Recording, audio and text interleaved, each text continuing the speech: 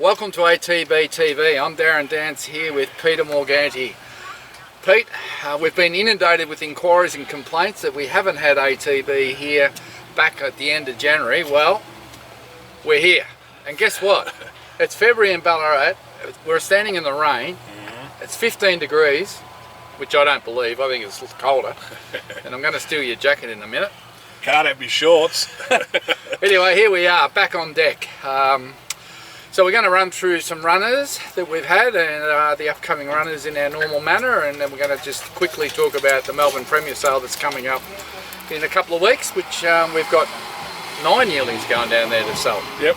And if there's a little bit of background noise, we're in the car park at the Delacombe, what do we call it, shopping centre. It's massive, but we're trying to get out of the wind. Yeah, we've done that sort of. So as a car beside us starts up. Yeah, I'm just waiting for the lawnmower and the chainsaw. Yeah. Old mate's busking over there under the balcony trying to earn a living. So anyway, we'll do our best here. But welcome to 2020. Hope you all had a good Christmas, New Year, and 2022, Dan. Well, what did I say? 2020. Oh, well, I'm old and must be getting dementia, but anyway, yeah, it's good to be back, and we'll be doing this every Friday morning now. Yep. And we're back on track. So if you like your 3 o'clock, 4 o'clock cup of coffee, sit down, wind down. Actually, Friday, that might be a scotch. Gin and tonic for some. Well, we should have it out by 3 or 4 o'clock each Friday. Try and get a little bit mechanical with what we do. We had a few winners during the break, Darren. Yeah, no, we did. Yeah, no. Liz hates it when I say yeah, no. Yeah, no. I got to fix me colour because I got into trouble. So I think I'm good. Anyway, look. Rode her a couple of times. Yeah, it's been all right. As everyone probably knows, we're a little bit light on for stock this year, but we'll address that later on. Miss 10,000 with another. A couple together. Yep. So.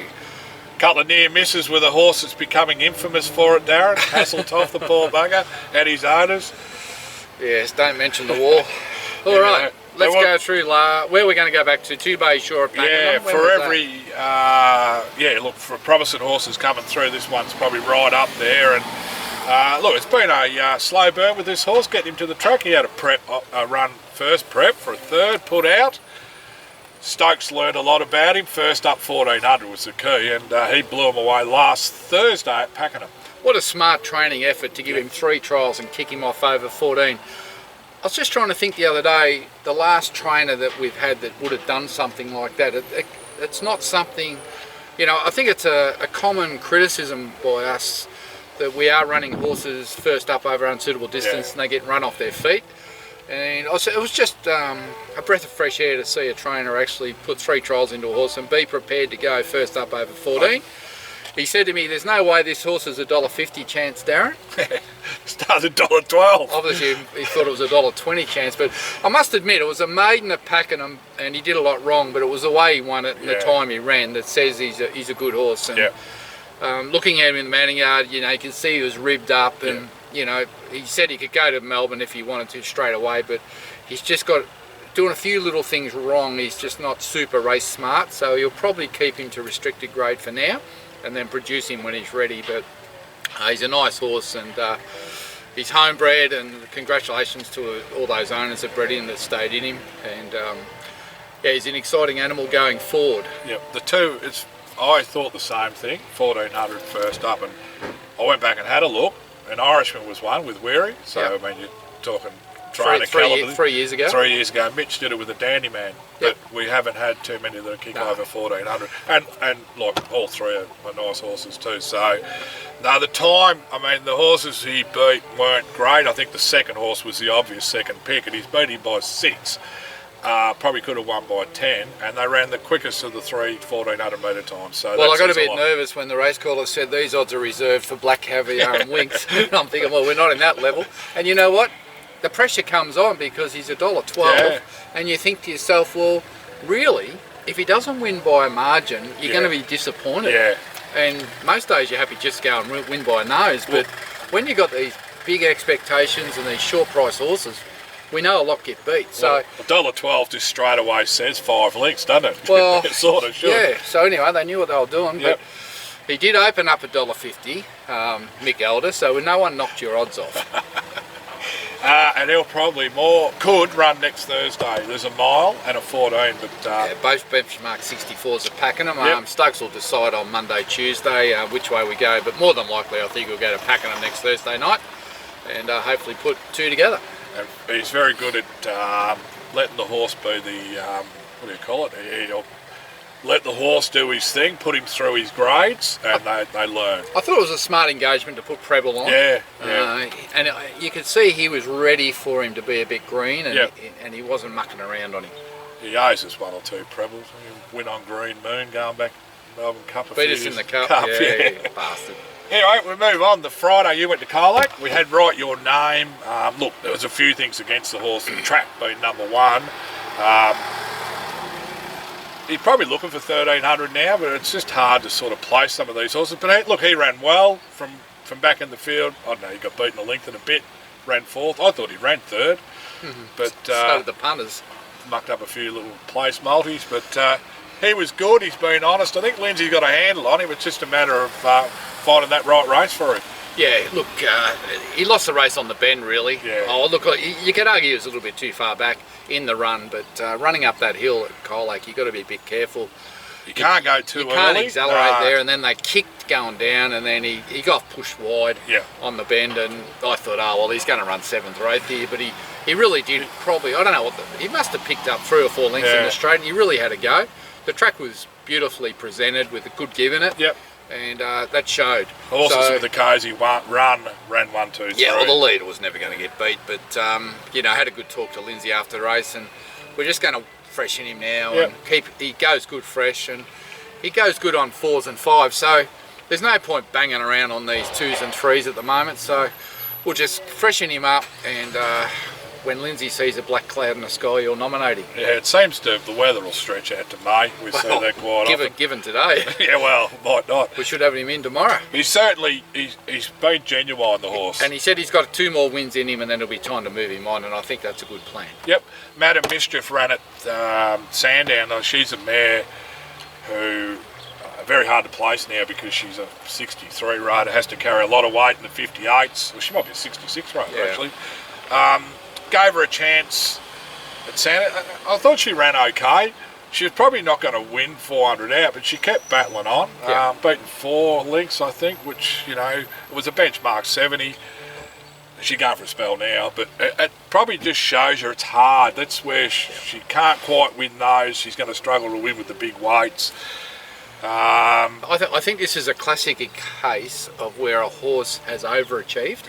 Yeah. So she's actually outraced her benchmark ability-wise. So she's overachieved because of good placement and good training. So she's built her rating up by racing around in these poor races down around Warrnambool.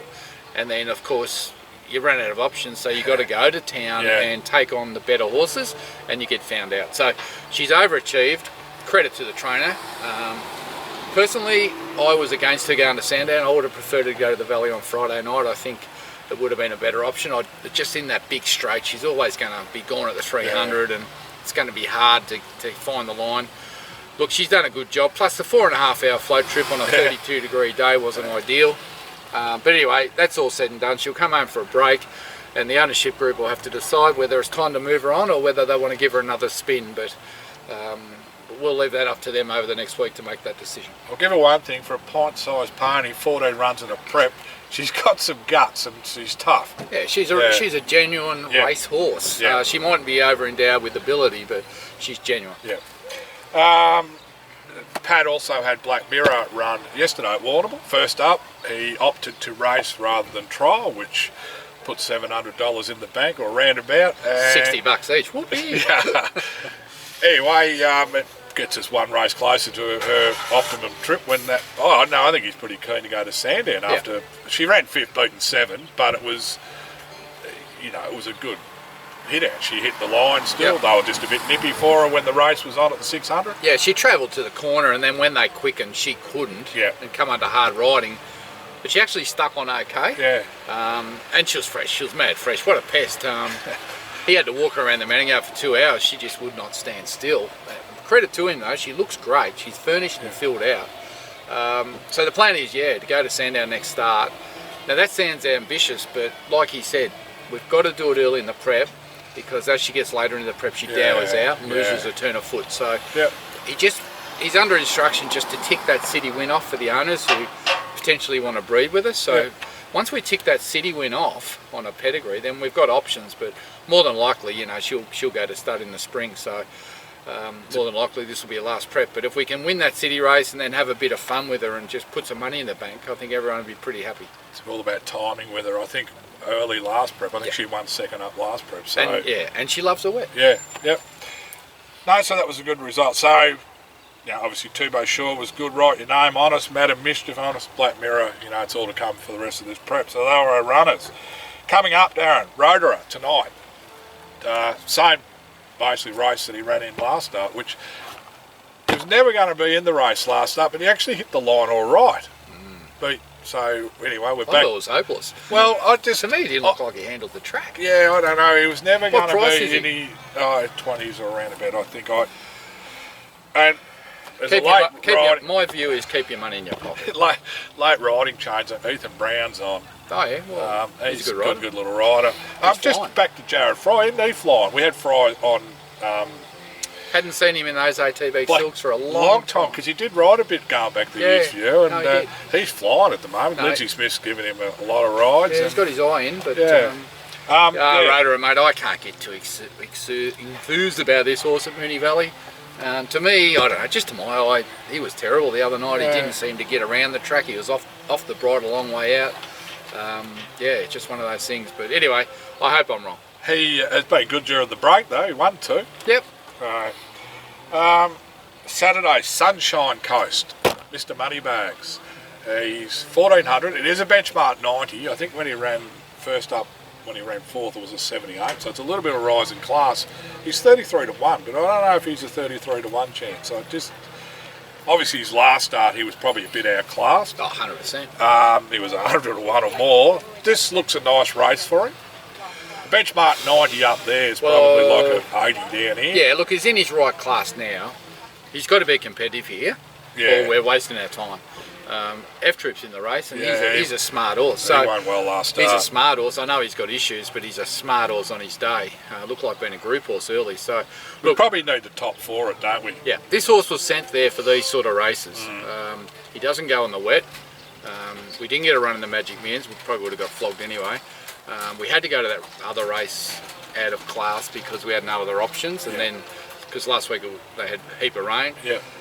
So look, this is our first go with him, where he's in his right grade, he's drawn well, everything's there to say he can be competitive, and he needs to be. So if he can't be competitive here, we're going to be on Struggle Street. And look, this is probably his last prep anyway, but if he's not going to be paying his way and giving the owners some joy, then it's probably time to move him on. But I think tomorrow tells us where we're going. A little bit of Madam Mischief, but at just a higher.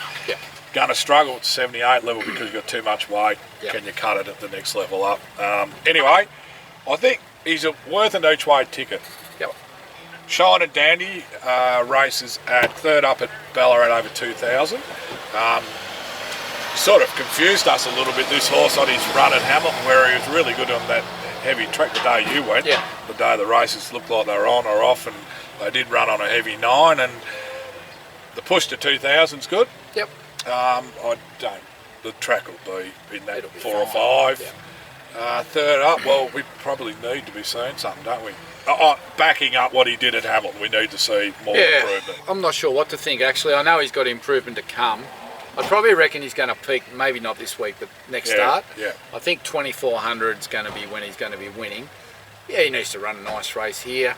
I know his coach's still not through and not right, so he's got improvement. But it's going to be exciting, Pete, because you're going to make one of your rare appearances at the racetrack. A big long trip of 10 minutes out to Dowling Forest. Still call it Dowling Forest. John Allen on. Actually, one of his best runs was when Johnny rode it. One of his worst runs was when Johnny was on too.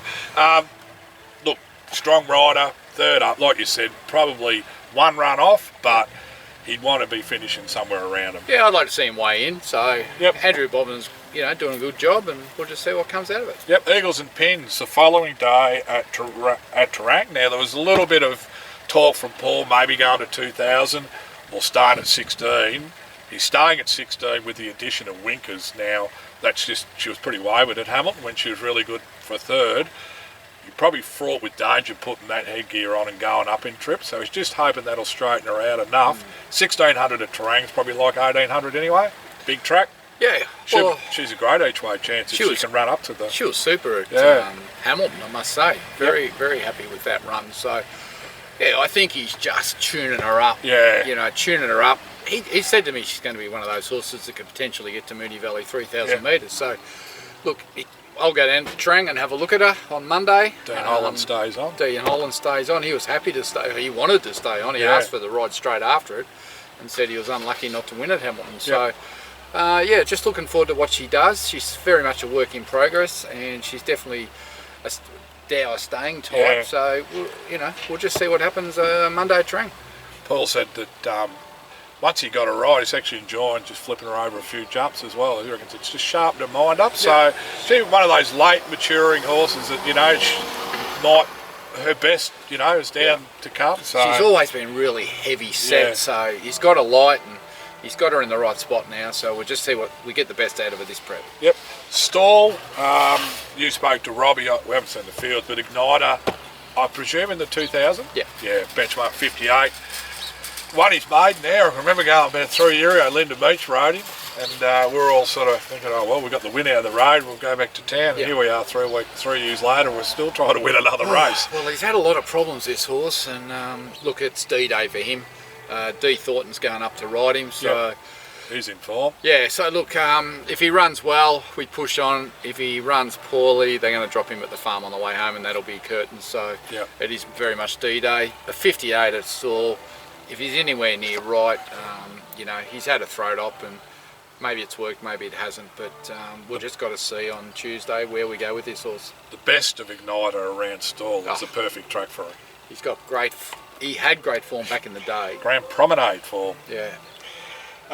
We spoke about Two Bay Shore, so that's the Thursday. I don't think Wednesday. I don't think we'll have anything in town this time round. So that sort of covers. Two Bay Shore, maybe at Pakenham. Yeah. So they're the runners. They're the results, and just what else have you got there? A few people are asking about Hasseltoff. You spoke to Robbie. Yep. There's a series race coming up, commencing at Wangaratta over a mile on the 5th of March, which then leads into the final on is it Flemington, which I think it's either All-Star Mile Day or one of the others, on the 19th. Yeah, look, this was $250,000 race. Yeah, he's been so unlucky with all those seconds, but yeah, Robbie just said, look, there's not a lot of options for him going forward, and put up this idea of qualifying for a sort of a country horse final. You've got to qualify somewhere out in the country, so he can go to Wangaratta on the 5th of March. If it's a 75 grand race, so it's pretty much the same as what he's been running. Yeah. If he happens to win that, then we go to the final in town, which is the $250,000 race. So that sounds like a good plan for him. Yeah. And it gives him a chance to win a race for us. Some people will question why back to the mile, but it'll be almost a month since he's run, so you can actually freshen him up and come back 100 or 200. Well, we can go to 1800 if someone can find me one that suits him. But look, we're right in the Audible Carnival now, so it's all group and listed races. And 18's an odd numbered, it's an odd distance. It's hard to find them. I think there's only Sandon and Flemington that really run them. Yeah. So we're not in that grade. So look, this horse is probably limited to an 80. Yep. That's where it's going to sit, between a 70 and 80. So we just need to get some cash. Absolutely. So that's him, and look, there's a few others in the systems. I won't be far away, but we'll talk about them as they come through. Yep. So the only other thing that's going to happen over the next week or so is on Sunday we're going to take all the Melbourne yearlings down to Oaklands and start the prep, and the sale starts on Sunday week. With all the easing of restrictions, people can actually come out to the sales and have a look this year. So we'll be out there. I think we start selling on Sunday the 28th, so we might talk about it a little bit more next week as we'll be closer to it, but there'll be 9 going through under our banner Esker Lodge. If you do want to log on to Inglis and have a look, just go to the search, put in the vendor Esker Lodge Australia, and then the 9 will pop up and you can have a look. But as I said, we had a great sale in the Gold Coast. We follow up here with 9 more, and then we slip 2 to Adelaide and 2 to Easter, so we'll see how all that unfolds. And as I said, I know we're lighter on horses this year than what we've been, and we've probably got 6 or 8 there that are probably at the crossroads. but we will be replenishing the stock later in the year.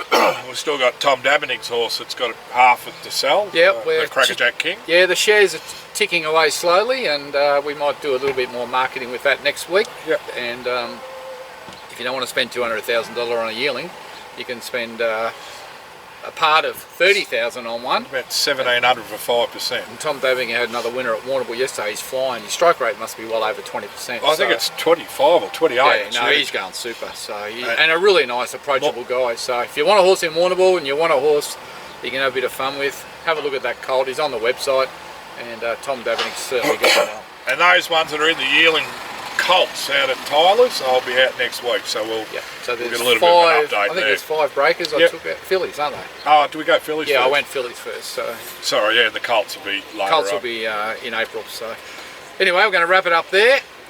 The rain stopped and the sun's trying to come out. It's warmed up since we've been on air, but it's good to be back, and I'm going to sign off. Darren Dance with a skinny Peter Morganti, who's lost how many kilos? 14 kilos he's shed since he's been on air. I didn't bring my wallet today. Maybe we should leave him off air for another 8 weeks and see what he can do. I might die. Anyway, until next week, hope you're all well. See you at the races. I'll be trying to get to most meetings. Peter will be at Ballarat Sunday, so come and say good day.